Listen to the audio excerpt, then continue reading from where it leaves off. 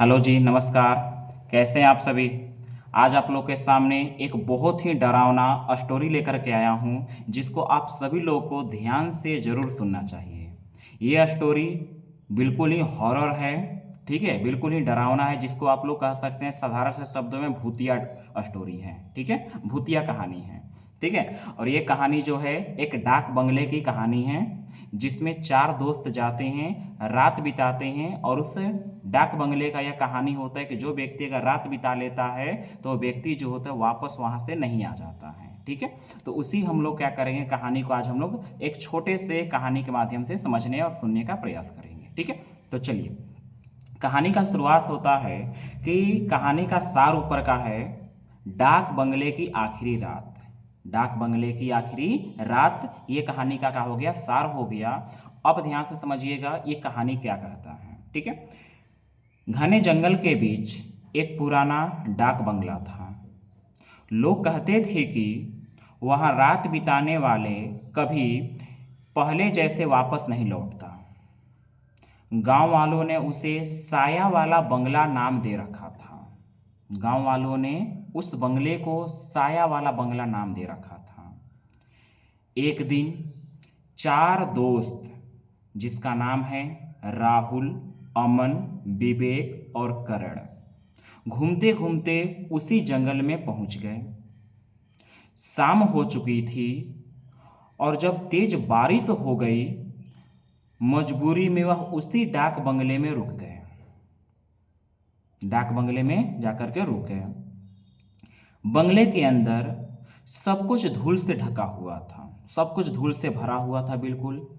दीवारों पर पुराने चित्र टंगे थे और एक बड़ी घड़ी रात के 12 बजे अपने आप बज उठी।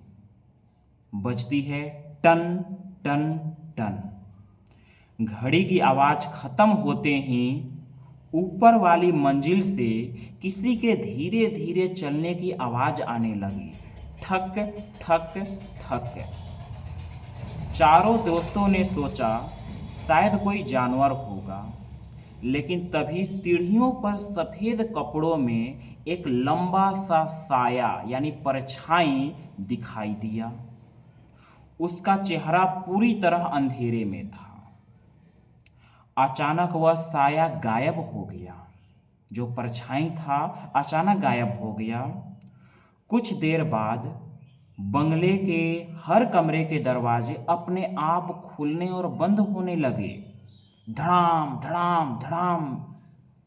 तभी विवेक ने देखा कि दीवार पर लगी एक पुरानी तस्वीर में 5 लोग थे। यानी पहले जो थे दीवार पर तस्वीर लगा हुआ था उसमें 5 लोग थे, लेकिन कुछ सेकंड बाद तस्वीर में छठा चेहरा भी दिखाई देने लगा और वह चेहरा इन्हीं पांचों लोगों में से एक का था, जो कि विवेक का, ठीक है?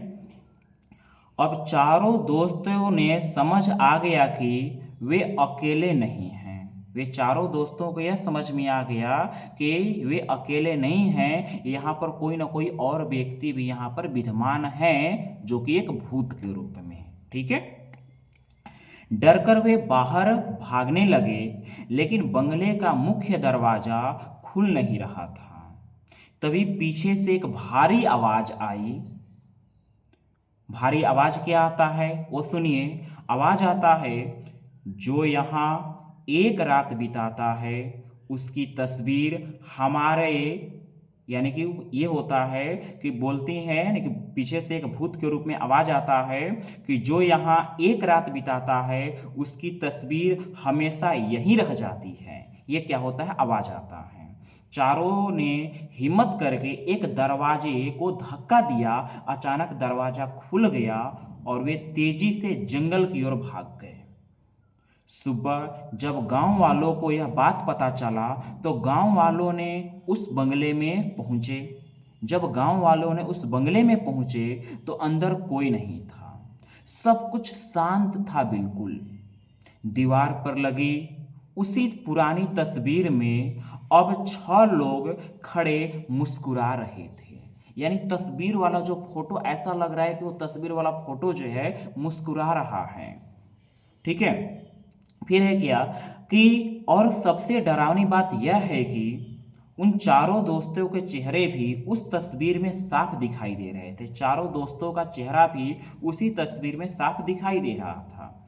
कहते हैं कि कहते हैं कि आज भी आधी रात को उस डाक बंगले की घड़ी 12 बजते ही अपने आप बजती है और तस्वीर में खड़े लोग धीरे धीरे मुस्कुराने लगते हैं।